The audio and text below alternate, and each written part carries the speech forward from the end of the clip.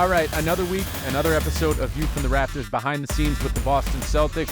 This episode is going to be a little bit different. We're not necessarily diving into the typical storylines that we have in past episodes, but we are diving deep into something, and that is the first half of the NBA season. We're going to do a season rewind. It's myself, Sean Grande, and Abby Chin, and we're going to be sitting right here in the Celtics front office in downtown Boston, reliving all of the top moments from the first half of the season, a little bit of all-star talk, and a little bit of talk about what's to happen the rest of the season as the Celtics pursue yet another NBA championship. So we've got that coming your way. We also want to remind you to rate, subscribe, and review. That's very important to us, so please do that. And without further ado, we'll let you jump in right into the conversation. It's myself, Sean, and Abby rewinding through the first half of the Celtics season. All right, we are here at Celtics headquarters at 100 Causeway Street. Sean Grande, Abby Chin, back for another episode of View from the Rafters behind the scenes with the Boston Celtics. And guys, we're recording this during All-Star, so we want everyone out there to know we do have a few games to be played before this airs, but there is a lot to talk about from this season and a lot of good things that we need to talk about for this season. Sean, what has stood out to you the most about the first, what do we got, 59 games that have been played at this point, 42-17, tops in the league? Can I say, for all the awesome guests that we have, that it's finally nice to just kick back and be us here? We don't have to worry about being overly polite to somebody and welcoming somebody in, that we can just finally stretch our legs out and talk about this season. And hey, 3 seasons in. And we get, seasons in. Yeah, it took a while, time. right? And we get to use all of the time to ourselves, which Well, I know you're using you some of appreciate. it right now, which is not ideal. But I think when and the All-Star break is useful for the 30,000-foot view, right? Because we never get it day to day. You're just on to the next game and on to the next flight and on to the next city. True. The amazing thing to me is that if you had said in the middle of August that the Celtics would have the best record in the league by a half game, that Jayson Tatum would be having this amazing year, that the Celtics they were the title favorites in the middle of August, and they are where they are, none of this would be a surprise. But then you factor in the 3 back-to-back body shots that the Celtics took. Gallinari, gone. Rob Williams lost for the third of the year, and then the unthinkable, essentially on the eve of training camp, a coaching change that nobody could possibly have imagined happens, and yet the Celtics have performed as if none of those 3 things have happened, and that may be the most amazing thing 60 games in.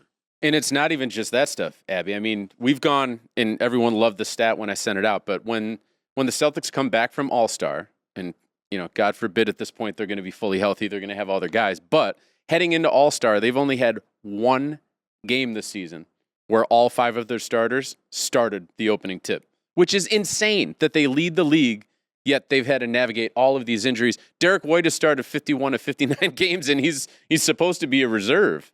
It's incredible. And that even accounts for the amount of minutes that Jayson Tatum is playing. He has been phenomenal this season. We all know, an MVP caliber season. But I think what stands out to me, and Sean, you kind of prefaced it, is that these guys have come back on a mission. That Ime news could have shaken this group to its core, but they instead came together. And it's something that Brad Stevens pointed out in his press conference, talking about making Joe Mazzulla the head coach, taking away the interim tag, is that he has been able to bring this group together. They have their eye on one goal, and everyone is working towards that, willing to sacrifice, do whatever it takes to get to that one goal. And the message has remained the same from the beginning of training camp, when there was that dark cloud over everything that was happening, to now in the All-Star game, and then coming back from the break. And so to me, that's what has stood out, is that these guys have been unwavering in that mission to get back to the NBA Finals and overcome. Great teams, elite teams, impose their will. That's the history of the league.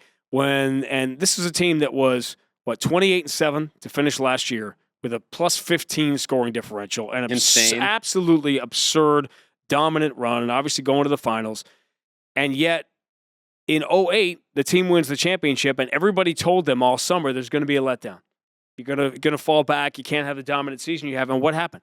They started 27-2 with a 19-game win streak. They imposed their will, and there was an element of that This team wasn't as dominant. This team hasn't been as dominant as last year's team was in the second half of the year. But there was an element of running off to the start they did, sort of running away from the league and the historic offensive start that reminded me of that. And that just when everybody, the experts, quote unquote, the NBA world history, everything we know says there's going to be a fallback. And instead it went in the other direction. It reminded me of the title defense season and the first 30 games of 08-09. Did that surprise you, though? Sure. Of course it did. I mean, because nobody knew what to expect. Listen, you guys were there. Listen, Abby, you were in the building the first preseason game. That was a strange, odd day. It was heavy in the building. It felt weird. No, media day was weird. Well, of course media day was. It Tried truly being was. there the Friday before. Right. It was, I mean, in this no building, one knew it was going to happen. The building where we're sitting, it was weird. But what made that especially weird is that there were 19,000 people, because in Boston, preseason games sell out too. There were 19,000 people all participating in the weirdness of this strange vibe of what's happening here. And Max and I came on and we did our 10-minute little thing on what had happened, and we wanted to put it in a place because we didn't want to you can't just start the broadcast. Here's the first game of the year, and Coach Joe Mazzulla calls timeout. I'm sorry, what? Who? So you had to and wait, calls timeout? He doesn't do that's that. right. That didn't happen. Yeah. The Celtics, by the way, have like the best offensive rating out of timeouts. Yeah, people don't acknowledge that, right? Well, now he has to call more now because he had the best offensive rating out of timeouts. I think that I'll always remember that day when you go to your office where you've been, well, I guess they told us, 2,000 times that Max and I have done it. When you go to your office 2,000 times and then the 1,981st time you go, it feels completely different than the 1,980 that came before. You're going to remember that day. And here we are. Everyone just played through it. Everyone just did their jobs. And pretty soon it was back to work and everybody was focused on what it is they had to do. And 2 months later, you look up and you're 21-5 with the best offense in the history of ever. Yeah. And that's what's been so remarkable about it to me. And this is, we were on the outside. We were not inside that locker room. And I think that was something really important for Joe to do from the beginning, was to allow those guys to feel the pain of, basically losing someone who they were very close to in Ime. And not that he is gone, but he is not an everyday fixture in their life. But it does feel like nothing has changed. Not that much is different. The Celtics went and practiced and followed the practice plan that they were going to practice from day one anyway. And I know the players have felt a little bit more emotional and have been vocal about that. But for us on the outside, what I'm trying to say is it just feels like the ship keeps rolling. There's nothing, it doesn't feel that different. After that first preseason game, once everything was addressed, it was handled after the press conferences were done.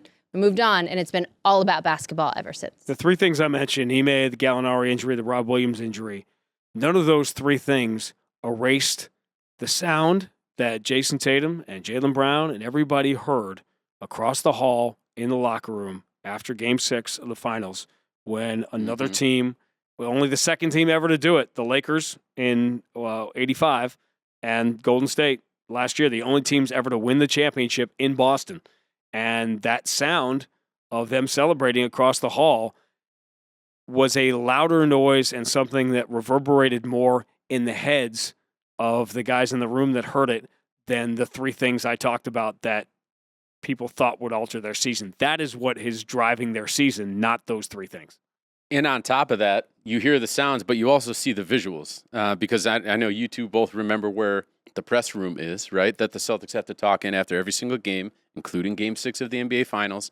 In that back hallway, all of the Warriors players with their goggles on, with their champagne in hands, are passing through right by the Celtics media area to go to their after party, which was in Big Night Live, which is attached to TD Garden. So the Celtics players, in the moments after losing the finals, had to watch these guys walk by. I know I felt it when these guys were wearing their goggles. I remember Jordan Poole walking by, and I'm like, oh, my God. Why can't we be wearing these goggles? But I know that had it wasn't great. Don't forget this, too. Giannis and the Bucks all heard the Celtics celebrating in that same hallway after Game 7, too. And I'm sure they're going to take that with them for the meeting that we know. We know it's going to happen. It's destined to happen, yeah. I will say Miami, the locker room's very separate. I don't think that there was much deal. overlap. It's like a mile They apart. didn't have to pass it to leave the building. You get your steps in, right? Yeah. We go to Miami, you get your Miami, steps in you get doing your that steps pregame in. thing, yeah. Absolutely. So you mentioned the kind of turnaround there from the Friday where we all find out the head coach is suspended. Joe Mazzulla is coming in as the interim coach, and this is the Friday before training camp. In the moment, I remember going out to the Auerbach Center, sitting down. I actually got a few moments to talk with Joe that day before his press conference. And in my mind, I mean, here's a team that's pursuing a championship, coming off of Game 6 of the finals. The expectations are so high. And in my mind, I'm just wondering, is this going to derail everything? Because you only had 48 hours, or I guess 72 hours before training camp started. I just didn't know how a team would be able to recover from that. But in hindsight, when I look back, part of me thinks it actually might have been a good thing that it was a short amount of time that they had to turn around, because it forced everyone to mentally dial in and like not allow it to derail them. I don't know if you guys throw them in the pool. Well, yeah, and swim. Yeah. To compartmentalize, too. I think NBA players have a unique ability to be able to compartmentalize what is important in that moment and to live in that moment and to be able to perform on the stage in that moment. And so I think that you're right. That's a good point, that they didn't have time to dwell on it. They didn't have time to think about what is going to be different, what is going to change, what is life going to be like now.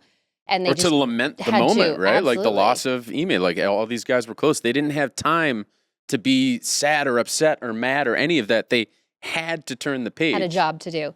But like you said, those first conversations with Joe as the head coach, to me, and I had covered Joe in the summer league that he coached 2 seasons prior. And so we were, like, I knew him. We were close. Not that close, though. And I didn't know what to expect on that first media day. But he was there from my first conversation with him. He was so confident, so he doesn't feel pressure. It doesn't feel like he feels pressure in the way that I feel pressure, that it makes me nervous and I get edgy and I get very antsy. Are you nervous right now? No. No. Oh, are you sure? No, I don't think so. Although this is the first time we've done this. So, yeah getting used to it. And don't mic that knock over. Or don't knock that mic over either. Who's nervous? Yeah. I'm stumbling over my words. He was so confident and in control and knew exactly what he wanted to say and who he wanted to be. And that gave me so much confidence in him. After my first conversation with him at Media Day, I said, oh, it's going to be fine. The remarkable thing about it was how quickly he did it. This is what I would say to people from the outside when they would say, what on earth is going on? Who's Joe Mazzulla? Is that maybe Joe Mazzulla was destined to be the next Eric Spoelstra. Maybe he was destined in a couple of years to get. First of all, he was a finalist. Will got the job in Utah with Danny, but Joe was right there. Joe was right there in the conversation to get that job. So maybe Joe was going to be a coach somewhere else, and he was going to be the next big thing. But because it happened this way, all of a sudden this is going to be who's Joe Mazzulla, and all of a sudden he's promoted to this job. Maybe in a year or two he was going to be an NBA head coach somewhere. Anyway. But the remarkable thing is that knowing Joe, and listen, we've all known Brad for years, and Joe and Brad have. I don't like to use the word mindset because Joe has used it enough for everybody. It's like your Joe Mazzulla bingo card, right? It's like mindset and spacing and all the above to get your full Joe bingo card. These guys are all based, a lot of us are, on preparation and how we go about it. And how could he possibly have been prepared? When you're an NBA head coach, you're thinking about your team on May 16th. You're thinking about your team on July 8th. You're thinking about your team on August 1st and how you're going to and this is the most remarkable thing about it was that off season of preparation. It goes into being a head coach or the managing a baseball team or being an NFL head coach. It is a year-round 24/7 job. And to have to coach your first game essentially hours after becoming the head coach and then just going from there, that is, to me, the most remarkable and overlooked part of it. Was that he did not have the ramp up, that this didn't happen in June, that it happened a couple of days before camp. It's a great point because I think the first preseason game was like 2 days after camp started. Sunday afternoon, right? Yeah. I mean, it was right away. So, Abby, we rewind to that Friday, and the thing that stood out to me is I didn't know what was going to happen with Joe. I didn't know how he was going to react to this situation. Then you get to Monday, it's media day. At that point, there's still so many questions that I'm wondering in my head. I know everyone else is, but then that first day of training camp, when he stood in front of all of the media, and I know you were there, that's when I knew this guy's got what it takes. Because he just didn't seem flustered at all. I mean, it's his first day running an NBA team. I mean, obviously he had the history of coaching the Summer League team, but it's a different animal when you're actually running the real team. And there were no nerves. He answered every question perfectly. And to go through that media day, days after this whole situation unraveled, and then to come to day one of training camp and not say a single word that he shouldn't have said, that's when I knew. I'm like, okay, this guy's ready for this. Because I can't comprehend how he did that. He may regret talking about that he's still driving his minivan, which he is still driving. Yeah. But that will be used against him, I think, for a while. And the royal family. It is. He was in a unique position, though, as well. Let's not get in trouble here, okay? Because he had those pre-existing relationships. I'm not sure. I think everyone on the outside said, who is Joe Mazzulla? But the players knew who Joe Mazzulla is. My favorite story from last season was Derrick White when he arrived in that trade and his mind was just all over the place because he'd never been traded before in his life. And then after coming from San Antonio, where he'd known one thing the whole time of his NBA career, they sent him to Joe Mazzulla to learn the offense and to get a handle on things. And so these pre-existing relationships, I think, enabled Joe to be the coach that he is and to garner the respect in the locker room that he's been able to. And like we have been talking about, getting everyone on the same page and going towards the same mission. 99% of being an NBA player is the work you put in that nobody sees. Joe Mazzulla had lived with these guys for that 99%. Yes. You mentioned Derrick White. Can we segue right into that? Because Derrick White has been the savior, in my opinion, of this team this season. I mean, obviously, Jayson playing at an MVP level. He's going to be the first player in Celtics history to ever average 30 or more points in a season. That's Incredible. crazy, by the way. Incredible. It's going to happen. It's going to happen. Again? No doubt in my mind. But Derrick White is the guy. Without Derrick White, there's no chance that the Celtics are where they are. No chance. 51 starts out of the first 59 games, and he has been awesome, shooting basically 39% from three, doing everything the Celtics need on a nightly basis in a multitude of ways, depending on who's missing, right? Like, that's who has stood out to me in terms of being able to keep this team on track, Sean. Plays every game in the load management era. He's played every game since he was here. Every regular season game since he's been traded here, he has played. And I think in the load management era, the teams that are going to have success are the teams that have depth, that are going to plug in different guys.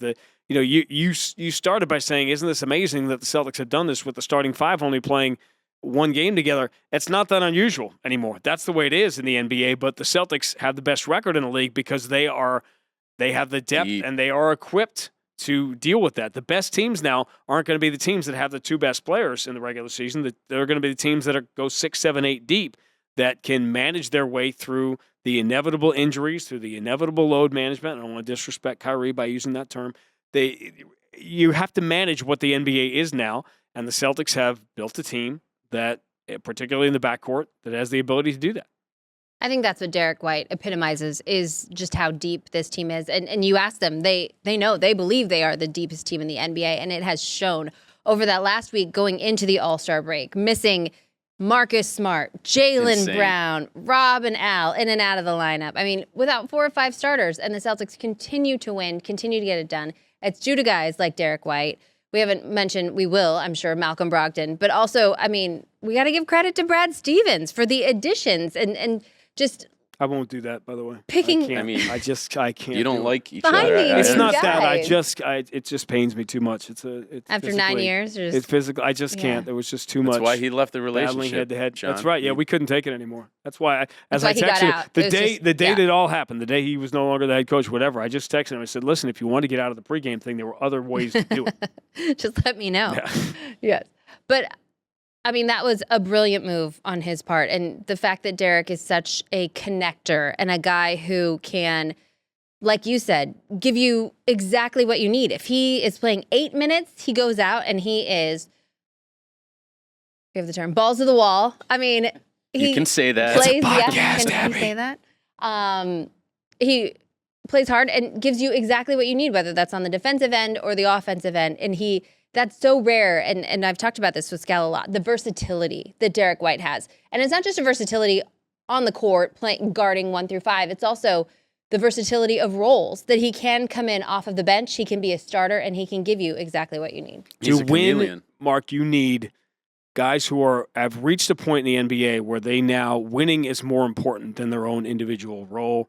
And that was, everyone wants to put it on Kyrie. But the fundamental flaw of the 2019 team, that was what it was there were too many young players that had not established their place in the NBA, which the league, it almost forces you to do it by definition. Can you play in this league? Who are you in this league? What is your role? Derrick White has already done that. We didn't see it because it happened in San Antonio, but Derrick White got his contract. He established who he was in the NBA. Now he's here to win. Malcolm Brogdon has established who he is in the NBA. Now he wants to win. Blake Griffin has long since established who he is in the NBA. Now he's here and he wants to win. That is how you do it in the league. You can't. This is why teams that are primarily built on young players on that first NBA contract don't have deep playoff success. That's a big, big part of it, and it's what this team has. And again, you cannot say Derrick White without thinking of that characteristic. What is this team going to be when Malcolm Brogdon and Derrick White are coming off the bench? It just blows my mind that the Celtics are going to have these two guys who have been, I think the game before the All-Star break, they combined for like 51 points or something like that. What do you think this team can be with those two guys coming off the bench? It's insanity. What a luxury. But also, if those two guys are coming off the bench, that means that your starting five is healthy. Thank God. And that also there you go. Where's the wood? is, That's I mean, what's going to That's a happen that scary we thought don't for the know rest of the between league. now and then? And that's the point of what we're saying is having these different pieces that you can plug in. Everybody does the same thing. You're doing it now. We all do the same thing. Wow, imagine when everybody gets together, it's going to be great. That's not how life is what happens, right? When you're busy making other plans. So there's, something will happen to Boston or Milwaukee or Philadelphia. As we're sitting here talking now, something is going to happen that we can't possibly have imagined that will alter the course of one of those teams' futures this year. The point is that instead of thinking about, man, imagine what it'd be like if they were all together, is knowing that you haven't had them all together and you still can win anyway. I have to imagine what it's going to be like with them all together, though, right? We're 3/4 of the way through the season. I have to think, cross my fingers, everything, knock on wood, kick the wood. I'm hoping that we've gotten all of that stuff out of the way by this point, Well, right? There's only... I wouldn't go that far, but I would say that that is the whole point of all of this, the load management, being overly cautious with Rob Williams when he feels even a tinge in his ankle. Al's been in bubble wrap all year. Yes. And keep him there. No back-to-backs. Keep him there. And let's sit Jayson Tatum for some more minutes, too, while we're at it. I don't know. Let's play him 40 Let in the Marcus All-Star Smart game. take as long as he wants with that ankle.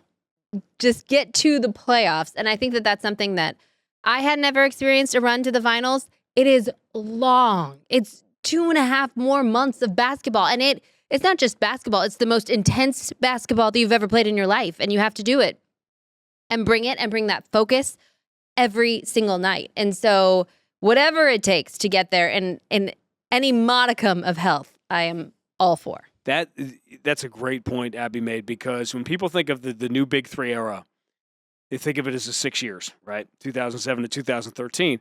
But really, it was 7 years, because that team played almost a full season of playoff games with the 2 runs to the finals and the conference finals in 2012.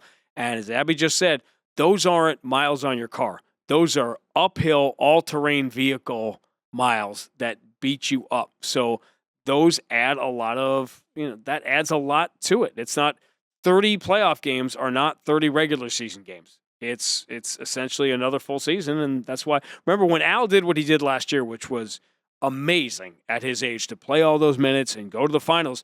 Remember, he had basically had the year off. OKC said, listen, go home. They locked him out of the practice facility so he could just take the year off. So he was fresh going into it, and you're almost, what the Celtics are trying to do here is sort of replicate that with Al, where a couple of games we've seen playoff Al this year, and we'll see it against Milwaukee. But for the most part, the only time you want to see playoff Al is when it's time for playoff Al. Which makes the fact that this team, again, as we record this, is atop the NBA, even more important, that they've been able to sustain the level of play. You mentioned this earlier. They've sustained winning while getting all of these guys rest throughout the season, so that hopefully in the long run, there will be more gas in the tank this time around than there was last year after they were fighting. I mean, we talk about the playoffs as an uphill battle. How about coming back from that start that they had? Was it 17 and 20, 18 and 21, whatever it was, that they had to, the whole second half of the season, they had to fight uphill just to get back to where they wanted to be. And the other thing, I don't know, Abby, if you're with me on this, because I started talking about it in the last telecast before the All-Star break, that one of the things about, listen, home court advantage is great and you're going to want it, but there's a second factor here with the number 1 seed in the East, which is with the trades that Brooklyn made, if you sort of drop Brooklyn out of the top 4, it's starting to look like a 3-headed monster atop the East. So therefore, that number 1 seed, Boston, Milwaukee, Philadelphia, one of those teams is going to avoid the other 2 in the second round. And that's where... Yeah, let's just... Because sometimes in a best-case scenario, you think you're going to have your starting 5 all year, you think you're going to have your microphone for the entire podcast. But you don't. And you Things have to change. work, and you have to You have work to around adapt. Abby, how many times has that mic fallen onto your lap today? This is the third. That's the third. That's All my right. fault. Rolling I on. apologize for that. We were missing one of our mic holders. But no, I mean, Down a man. it's a great point, Sean. And I think that the Celtics are, I mean, obviously they're top of the league right now, but they're well positioned to snag that top seed, especially if they're able to stay healthy during these final 23 games. I keep saying it. I hope it happens. Well, listen, and whatever happens with these playoff matchups happens, I couldn't help but think when the Celtics made the choice, and it was the obvious choice to make at the time, to sort of punt the game away in Milwaukee and to not play guys in the game before the All-Star break. That was the obvious choice to you? Well, that's maybe being kind. It wasn't the obvious choice to me. When that choice was by the staff, decided that was the obvious choice, I could not help but think from a poetry standpoint, from a basketball god standpoint, that the Bucks chose to punt the game away on the final game of the season last year, and it cost them home court advantage. And Game 7 was in Boston instead of in Milwaukee, which it easily could have been. I will Isn't say that this. bad for the Celtics? Well, that's We the don't thing. know. Is that what We you're trying don't. to say? We don't know. But Okay. that was again rolling the dice. That's why you and I are sitting here doing podcasts, and people that make decisions make decisions. We'll see how it all plays out. You mentioned that game. When we were preparing for this and we were all thinking about our favorite moments of the game, You prepared of the for this? season, slightly, not much. Interesting. But when I'm thinking back throughout the whole season, tons of highs, only a few lows. But it stuck out in my head that game was actually my favorite moment of the season, a loss in Milwaukee. I had to think hard of another one because I felt like, Yeah. I don't think you can It pick just a loss felt as a highlight. good. I But mean, it was the two Milwaukee. If you throw in Christmas Day, look at the 2 games against Milwaukee for contrasting reasons. Yep. Yeah. But you look at that game and it just felt, I don't know if in my 14 seasons here, 15 seasons, that I've felt that positive Coming after out a of a loss loss. ever. Because it just felt like everyone on this roster, there's just more proof. Everyone on this roster is ready at all times. And when you've got that type of depth and you've got that type of mindset, I think that just shows, I mean, it's one of the most important factors that you can take into the playoffs because you're going to run into all sorts of challenges and friction and whatever you want to call it. The fact that they were able to step in and play at that high level against what many people believe might be the other top challenger in the East, against them basically fully healthy without Bobby Portis, but that stood out to me. That was my favorite moment of the season. Like I said, the feeling in the locker room after that game did not feel like a loss at all in talking to guys. And the confidence that gives guys like Jayson Tatum and Jaylen Brown and Marcus Smart to be able to be comfortable in taking those assigned times off, I think is really important.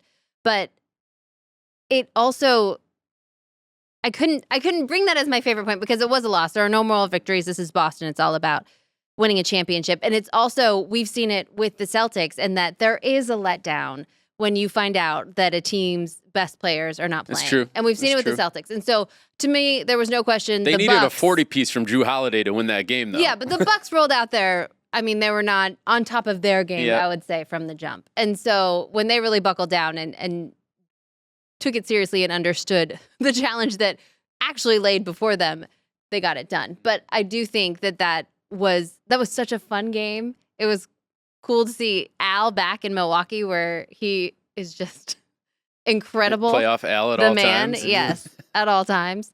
And yeah, that game was just really fun to be a part of from the jump. What was your other top moment? I think it was the win over Philadelphia without everybody. Before that, yeah, a Yes. few games before that. I mean, I personally did not give the Celtics a chance in that game, knowing they were going up against Joel Embiid and James Harden without Al Horford. and Rob Williams. They're starting without their starting front court, and Grant Jaylen Williams went out. and then Jaylen went out, missed the entire second half. To get that win, I think was and the Celtics are already in the head of the 76ers, especially Joel Embiid. We didn't say that. And I said that. Abby I said did. that. And Marcus Smart in the head of James Harden. I also said that. Then to get that win. She dropping the confetti a little early? I'm just staying quiet over here. To get that win in that fashion, I think was huge. And especially because Philadelphia came in, they were the hottest team in the East at that point. They were rolling, had won 9 of their 20, last yeah, 10. Yeah, 18 of 20. And for the Celtics to basically shut them up was pretty gratifying. I don't think Doc enjoyed that moment. First of all, Mark, you weren't. If you that was the loss you felt best about, you definitely weren't here in 2007 when we were feeling good about losses every single night, because that was the idea. You're looking at Greg Oden and Kevin Durant feeling good about losses every single night, and there were a lot of them to choose from in 07. I think back in the first half of the year, it's really an amalgam of moments where I could see Jayson Tatum looking as if he were Neo in the Matrix, and everything was. There were moments when he knew, I'm the best player on the floor. I can impact this game. I can do whatever I want, whether it be against Charlotte. There was a game in Detroit early in the year, actually both games in Detroit this year, where he almost like looked around and said, I'm the best player on the floor. I can do whatever it is I want to do. And it is what do I feel like remarkable to working see. on tonight? Right. And it is, when you see that, this was a kid who came in at 19 years old. Still 19. And you and I, still 19. You and I just, Mark, did the podcast looking back at the Philadelphia series. When people get to that, that Jayson Tatum, you forget the rookie year. That the difference that he makes on and off the floor, the numbers are insane. His rookie year, Al led the Celtics in plus minus by a small margin. Every other year it's been Tatum by a large margin. And the moments that he's had this year, we talk about how many times have you used the MVP type year thing that he's having, but those come in moments when you look at him on the floor and say, there are a lot of moments, even, doing the telecast, and I'm thinking, Scal says, what are we watching here? And I'm thinking, and I'm going to say it next time he does it, which is what we're seeing is parts of the highlight tape we're going to be looking at on Jayson Tatum Day at the Garden in 15 years. That's what we're looking at. We're looking at these moments when he realizes that he is one of the best players in the world and that he's dominating. But individually, it was a separate Jayson Tatum moment that is mine, only because in a year in which, as Abby can attest, it has been an unprecedented year of us multitasking. Abby has done it. Max has done it. Obviously, I've been doing it. We've been going back and forth. You don't. But you sit here and you oversee. Do. All of us do. I said Abby and I are jumping back and forth. TV one night, radio the next night. We're going back and forth. Was a night. At a moment, I decided to be a cinematographer at the same time I was doing play-by-play, and where I was really lucky. I wouldn't have been able to do this if I had been doing TV, but we got Mike to come down to Charlotte and do those games, which allowed me to be on radio for those games. And my wife and son were at the Martin Luther King game when Jayson Tatum was going for 50 at the end of the game. And my wife and son were sitting 8-10 rows in front of me. And so I said, I can do this, because I knew that my son was losing his mind wearing his Jayson Tatum jersey as this was happening. He knew we got a chance to see it. So I got my phone out and I was shooting video of the two of them while I was calling, Tatum up the floor, left side, going for 50, because I knew my son was going to have sort of an epic reaction to it. So now I've got the moment on video of my son seeing it happen, and then you could sort of hear me in the background trying to call it as it happened. So, but it was just such pure joy from Jack. I mean, he was so excited. You know what it's like. And my son has not had the life that most kids have, living behind the curtain. And my favorite story with my son was I flew back here after game 1 last year, the finals, picked him up, flew him back out to San Francisco for game 2. The Red Sox, and all the places in all the world, where were the Red Sox that weekend?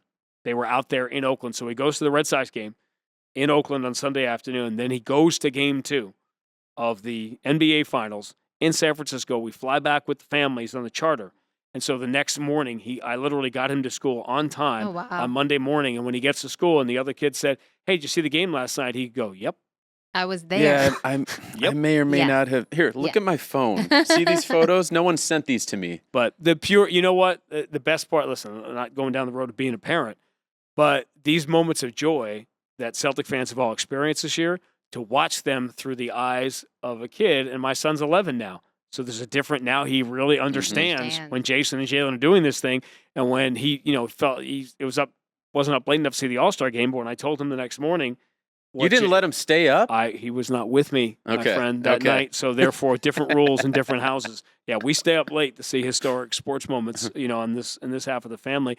But to be able to tell him, oh yeah, by the way, your guy set an All-Star game record and was the MVP of the All-Star game, and you just see the eyes. This goes back to when I say this is why documenting these moments, having the job I have, matters. It really brings it home when you see your son, when you hand him the box score from the playoff game the night before at 5 years old, when his favorite player, Isaiah Thomas, and he looks at the box score and goes across to the column and sees 50-something point, and his eyes, just his little 5-year-old eyes pop out of his head. That's when you realize these moments are important, and why, when the Celtics have the best record in the NBA, we shouldn't be thinking about 3 losses in a row to Golden State in the finals or what is ahead of us. But rather, if you can't enjoy these moments that many other basketball fans in many other cities will never have, there are 20 franchises, at least, maybe more, that have never come close to having a calendar year like the Celtics had in 2022. Forget 17 championships. Forget Charlotte, Sacramento, all these teams have never had a year like that, which you won 60-plus games and had a double-digit scoring differential. So whatever is ahead, my point about the first half of the season is enjoy every single night, because when people talk about Bird, McHale, and the original Big Three, they're remembering getting to watch every night. And it's the same thing in the Jays era, or whatever we're going to end up calling it, of, hey, what time is the Celtics game on tonight? I want to watch. I want to be there at the Garden to see these guys play. Well, and let's talk about the All-Star game, because to me, that's what made it so much fun. It was clear, even in the first half, with Jaylen coming off the bench, that the Celtics have 2 of the best players in the NBA. Jayson Tatum on the floor. I know LeBron put on a show in that first half, in those minutes he was on the floor, but Jayson was right there with him. And then anytime, Jaylen checking in with that mask for the first time, you could tell there was some adjustment there. And by the way, with the mask, I didn't know they were allowed to wear black masks. I think Embiid wore that. He did. Yeah. Okay, so it's back. They're back. But just those early moments with Jaylen after he got used to the mask, and he was dunking all over the place, launching threes, and then what we got to see in the second half was so special. And I know a lot of people asking for defense in the All-Star game, and I do not care for anything. No one get hurt. That's the goal. Score as many buckets as you want. Let's do layup lines if that's what you want, because that is entertaining as hell. And I loved every minute of that. And it just showcased the season that Jayson and Jaylen are having this season. And they have been incredible. Sean, 2 things. You've got more of a photographic memory than I do. And that's not saying much. But I don't remember. Yeah, but I can tell you what the Celtics did in Denver in 2003, but I don't know where my car keys are. So I don't know. That's not like a photographic memory. That's select. Well, it's important things. Where your priorities are. So when I was watching Jaylen and Jayson go back and forth, we've seen some iconic moments with players having individual matchups. MJ and Kobe comes to mind. LeBron and Kobe going at each other in the All-Star game. We've seen it before. We've seen teammates go at each other before. But that was like multiple minutes of a game where they were going back and forth, and it just seemed like everyone else was standing back and saying, watching the show. These guys deserve their moment. Let's watch the show. And boy, did they put on a show. That was awesome to see. And I love the fact that Jaylen got his moment too, because he borderline deserved to be a starter in that game. Didn't quite make it as a starter, but he's having an absurd season. And that's the best part. Getting to watch that, number one, that was my first point, was incredible. But I also love the fact that both of these guys out of the Jays have their moments where everyone watching the TV can say, okay, that's that guy. And then Jaylen might take over, and everyone watching can say, oh, that's that guy. And this happened in the NBA Finals. Now it happened in an NBA All-Star game. I think it just shows just where this team is set up moving forward, that there's 2 1As on this team. But I also think that this season is different, and even the run starting from the second half of last season is that they have been able to play together and are thriving on the floor together. I feel like early on it was so much your turn, my turn. Yep. And now they figured it out. Yeah, we're seeing it. And 27 games where they've each scored 25 plus. That's never happened before in the NBA before the All-Star break. And that's what is scary for the rest of the league, Mark. Not just Derrick White and Malcolm Brogdon coming off the bench, but the fact that those two have figured it out and how much they are thriving together on the floor has been an incredible transformation. To the point where even though things externally are set up to find division and to find stories, Kobe and Shaq won championships, and that's arguably the greatest tandem ever, certainly one of them, however you want to phrase it or make those arguments, which everybody likes to do these days. Kobe and Shaq was a thing all the time. Kobe and Shaq and the rivalry, Kobe and Shaq, and there's no you can't do it here because it doesn't exist, and that's really I've said a million times, with everything Jaylen Brown accomplishes in his basketball career, you're going to be prouder of a Celtics fan years from now about what he accomplishes off the floor in his life. But let's not overlook how he is dealing with this situation now, where he is an elite player in the world. He would be the best player on most teams in the NBA. But Jayson is in his time right now, where he is a top 3 MVP candidate, where he's having this moment, and there's never an issue. There's never a secondary thing that comes out of it, because these guys, again, going back to being across the hall after Game 6, they just want to win. They know what they want, and they know what it's going to take. That All-Star Game moment, in our job, like Abby and I come to the ballpark every night, and we might get to document history. Something special could happen. There are those rare moments when you know it as it's going on. You know, as Jayson and Jaylen are doing that thing, years from now we'll be talking about that night in the All-Star Game. And that, again, that's sort of the beauty of what we do. Thank God they both made those shots, right? Each of them given the small. I loved it. I just call that the Peyton Pritchard now. Or that. Too we small. can roll with that. Too small. You brought it up. This is going to be the last thing that I got to throw out there is Jayson Tatum is a top 3 MVP candidate this season. What do you think he needs to do to get up to 1? Is it possible? I tend to think that it's not going to happen, and I think it would require – I'll defer to you, Abby, but I think the Celtics would have to win the NBA regular season by an extraordinary margin. They have to run away and hide. And ironically, after what I just said, to me, it occurred to me there were a lot of moments this year where it occurred to me the biggest obstacle to Jayson Tatum winning the MVP is how good Jaylen Brown is. Because he has a legitimate co-star. Because Joel Embiid, Jokic is clearly in the driver's seat, and he should be. And what I said at the beginning of the year is he's won twice with Denver being in the middle of the pack. They're going to win the West running away. So I had no problem, unlike a lot of people, you can't win 3 in a row because that's historic. If Jokic is the best player, he deserves to win 3 years in a row. Joel Embiid has sort of defined MVP seasons to me in that you think about these games where Joel Embiid has 40 and 24, and the Sixers are winning by like 3. Yeah, he needs to do this for the Sixers to win these games. So to me, there's that. Durant, to me, with the injury, kind of falls out of it, regardless of what he does in Phoenix. But that, to me, I think the Jaylen presence and the fact that if it's not Jokic, voters feel Embiid's been the guy on the outside looking in, and it's almost like it would be his turn if not Jokic. I think that hurts Tatum, and this year puts Tatum in the position of where Embiid is now, almost like it's his turn at some point to win it in the future. I also think it's a little bit of, and we hear this a lot, is that the thing that elevates a player to a superstar level is that he makes the guys around him better. Yeah. And that's a part of Jayson's game that has been developing, continues to develop, and is the best it's ever been. But once he regularly starts getting, and that's something that Ime Udoka said early on last season, he believes that Jayson is a player who can be racking up triple doubles on a regular basis.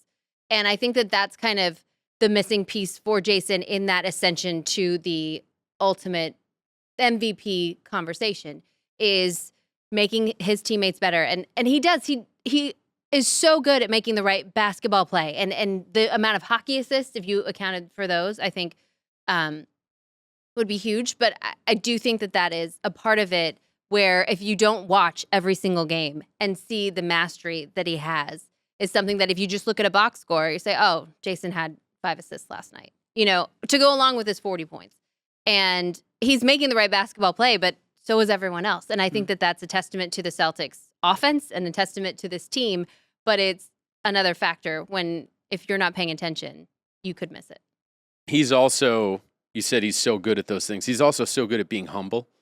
And I know that if he does not win it this year, it's no sweat off his back. Like, he's going to move on, and he's going to say, hey, whoever won it deserved to win it. But it's also going to give him some motivation in the offseason to try to come back and get it the next season.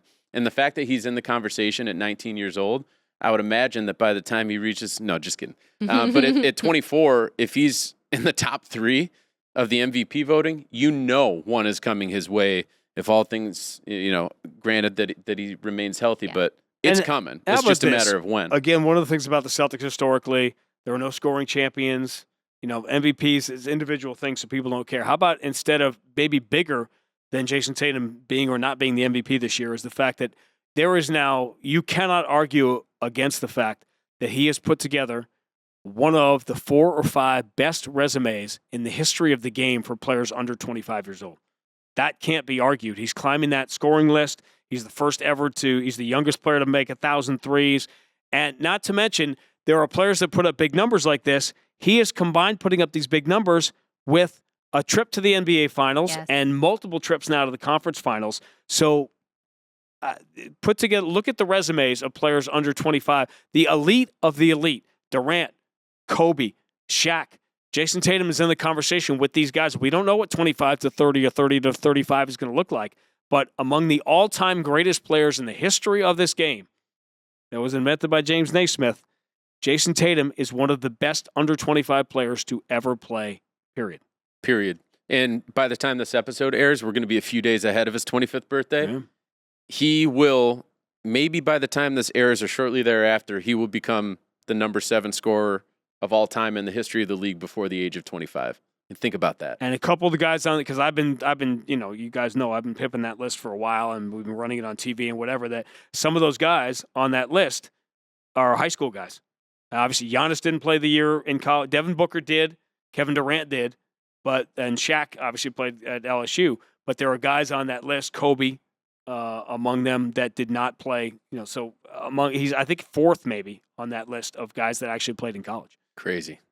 Well, and we get to witness it all every single night. How and lucky are we? We'll keep doing that the rest of the season. But a lot of fun things that we got to rewind and look back on so far in the season. I have a question for you, Mark. What do you got, Sean? Because historically, it has never happened before. What I talked about, what Abby doing, what I'm doing, what Max is doing, you're watching, you're taking in TV and radio before. This is never, we talk about player depth and playing multiple positions and positionless versatility. Basketball. Well, this is a historic year in terms of Celtics broadcasting as far as people being, where's...